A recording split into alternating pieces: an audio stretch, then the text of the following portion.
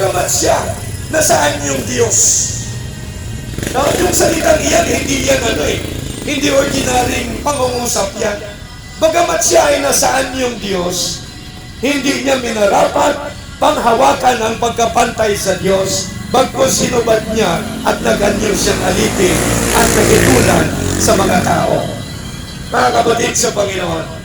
No? At dahil sa kanyang pagiging masunurin hanggang sa kamatayan sa cross, binigyan siya ng pangalan na higit sa lahat ng pangalan, upang sa pangalan ni Jesus ang lahat ng tuhod ay iluhod at ipahayag ng lahat ng mga tila si Jesus ang Panginoon sa ikaluwalhati ng Diyos Ama.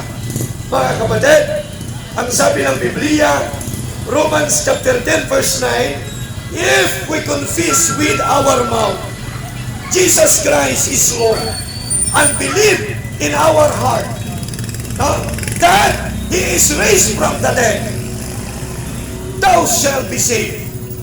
Kung ipahayag mo sa iyong bibig na si Jesus ay Panginoon at sumampalataya ka sa iyong puso na siya binuhay ng Diyos sa mga patay, maliligtas ka.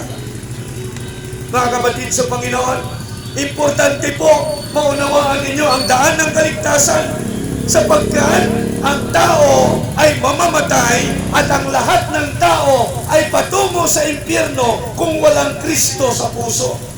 Bakit? Bakit tayo patungo lahat sa impyerno?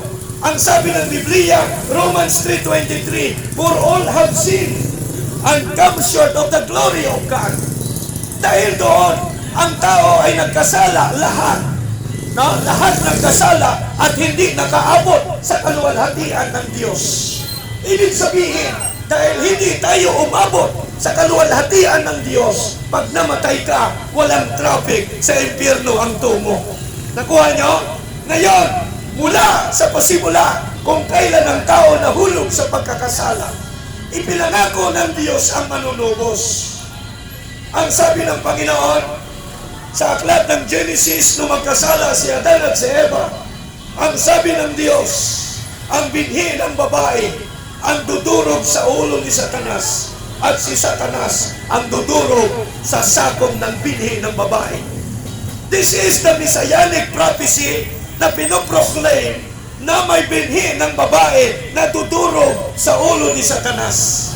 Kaya, mga kapatid sa Panginoon, sa panahon ni David, ay nagtakda si David, mga kapatid, naghula na pagdating nitong Misayas, mamamatay siya at sasalitain niya ang salita, Ama, bakit mo ako pinabayaan? Psalm chapter 22, mga kapatid. At ang sabi ng propeta Isaias, mga kapatid sa Panginoon, Isaias 53, dinescribe kung gaano ang hirap at sakit na naranasan ng Mesiyas.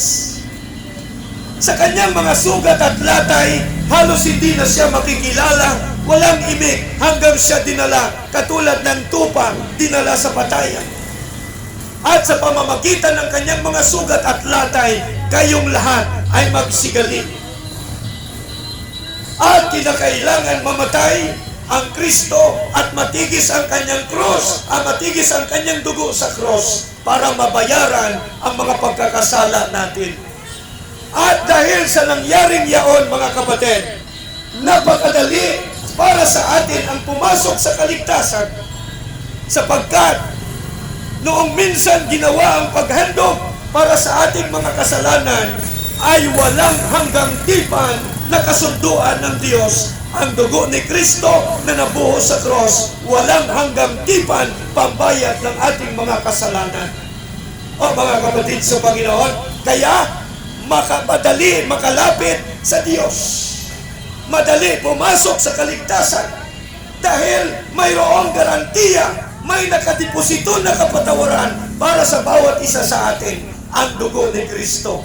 Uulitin ko po muli ang sinasabi ng Acts chapter 13, 38, 39 to 40. Ang sabi ng Biblia, dapat ninyong malaman sa pangalan ni Jesus ay ipinatatawad ang inyong mga kasalanan. At sa pamamagitan ng pananampalataya kay Jesus, kayo ay aariing ganap sa harap ng Diyos, na kung saan sa pagsunod ninyo ng kautusan ni Moises, hindi kayo magiging ganap sa harap ng Diyos. Ngunit sa pamamagitan ng inyong pananampalataya kay Jesus, magiging ganap kayo sa harap ng Diyos. Naunawaan ba ninyo ito, mga kapatid sa Panginoon? Ang salitang ganap, perfect, magiging perfect kayo. At pinapaunawa sa atin, sa pagsunod natin ng kautusan ng Diyos, hindi tayo makaka-perfect.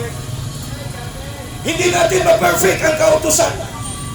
Sa isang araw, isang buwan, isang taon, hindi natin masunod ang kautusan. Lahat. Hindi tayo maging perfect. Ngunit, sa pamamagitan lamang ng pagsampalataya ninyo ng totoo kay Kristo, hindi kayo maging perfect na kayo sa harap ng Diyos. Naluhan niyo, mga kapatid sa Panginoon. Ako po ay manggagawa po, mga kapatid, ng baptist. Andyan po kami sa Gulod Christian Fellowship Fundamental Baptist. At sa aming pananampalataya, mayroong comment, no? Kasi ang baptist ay may katuruan po na once saved, always saved. No? Na ang ibig sabihin nito, mga kapatid sa Panginoon, pag ikaw ay nanampalataya kay Kristo ng totoo, ligtas ka. At hindi ka mapapahamak. Kasi ang pinag-usapan, totoong nananampalataya.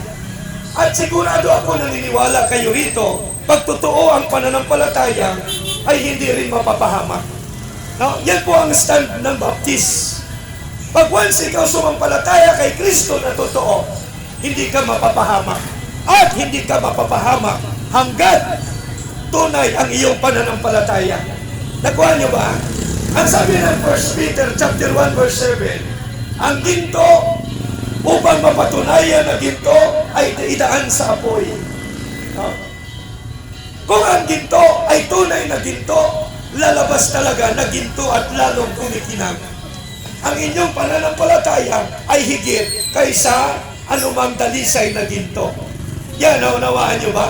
Kaya, kami naniniwala, pag ang taong tunay at totoong nananampalataya kay Kristo, hindi po siya mapapahamak. Hindi po siya mapapahamak. Mananatili siya sa Panginoon. Magkamali, magkakamali. Madadapa, pero bumabangon. Amen?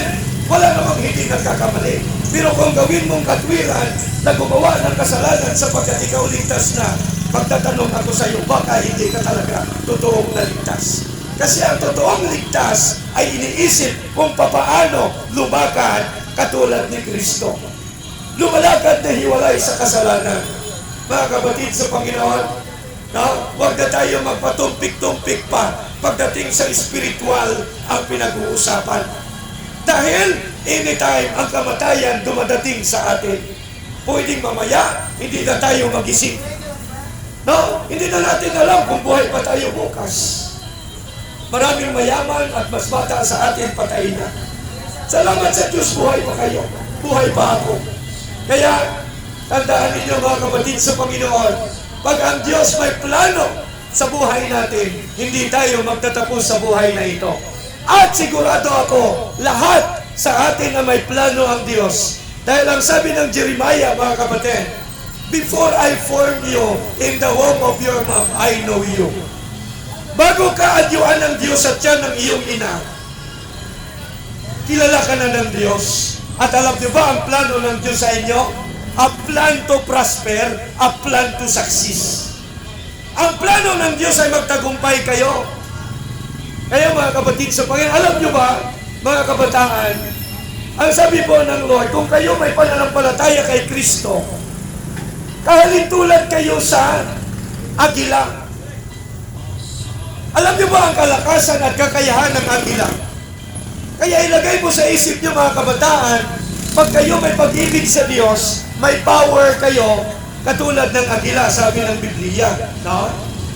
Na kung saan, hindi kayo mapapagod. Kaya dapat taasan ninyo ang inyong pangarap sa buhay. No? Taasan ninyo. At no? Dapat, no? Pangarapin ninyo na maging channel of blessing. Hindi laging nanghihingi ng blessing. Sabihin mo sa Panginoon, Lord, pagpalain niyo po ako upang ako naman po ang magbibigay sa mga nangangailangan. Mas mabuti po yung nagbibigay, di ba? Kaysa ikaw yung lagi nanghihingi. Kaya yan ang aking pangarap sa Lord. Sabi ko, Lord, pagpalain niyo ako para ako lagi may bibigay sa mga nangangailangan. Kaya magsikat kayo mga kapatid. No, mga kabataan, ang inyong mga magulang ay palubog na, kayo ay paangat pa lang. Lakihan ninyo ang inyong pangarap sa buhay. No? Alam niyo ba, ang bote ng mineral water, no, isang bottle na mineral water, nagkakahalaga ng 20 pesos dito. Pero pag dinala mo doon sa airport, no, 100 na yan. Pero pag nasa loob na ng eroplano, baka 500 na yan. Nakuha niyo mga kapatid sa Panginoon. Kaya, mga kabataan ay encourage. Lahat kayo i-encourage ko kayo.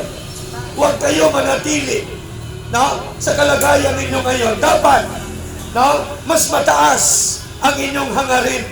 Dahil kailangan nyo maging channel ng blessing para kayo ang tutulong sa mga nangangailangan.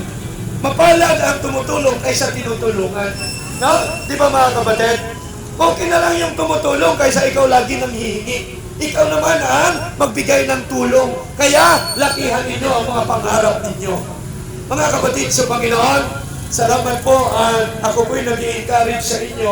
No? Ay, muli ko po kayong inaanyayahan po. Sa gawain po, araw ng linggo, alas 10 po kami. Diyan po sa Gulod Christian Fellowship, Fundamental Baptist. Hanapin niyo po ako doon at mayroon pong pastor na may mabigat na patotoo sa buhay. Nalunod ako sa tubig baha, alas 7 ng umaga, alas 3 na nakita. Salamat at nakita nila ang bangkay ko, ngunit nabuhay po ako mga kapatid. No? Sabi ng nanay ko, nabuhay ako samantalang nagsusugal ang mga sugarol sa labas. Pinaglalamayan, nabuhay pa.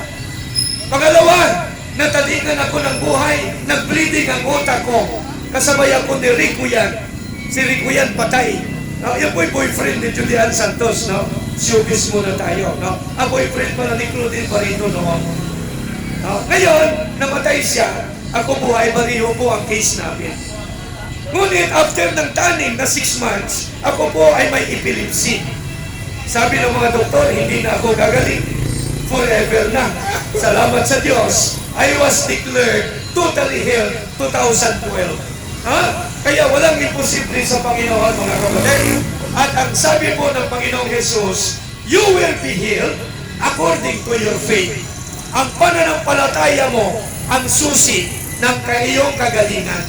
Mga kapatid sa Panginoon, kailangan po tama ang ating pananampalataya kay Kristo upang maranasan natin ang mga himala ng Panginoon. Maraming salamat. Sana kayo maligtas, mga kapatid. Aking panalangin, kayo ay maligtas. Sana kayo maligtas sa ngalan ng Panginoong Jesus. Pagpalain kayo ng Diyos. Amen. To God be the glory in Jesus' name. Salamat po.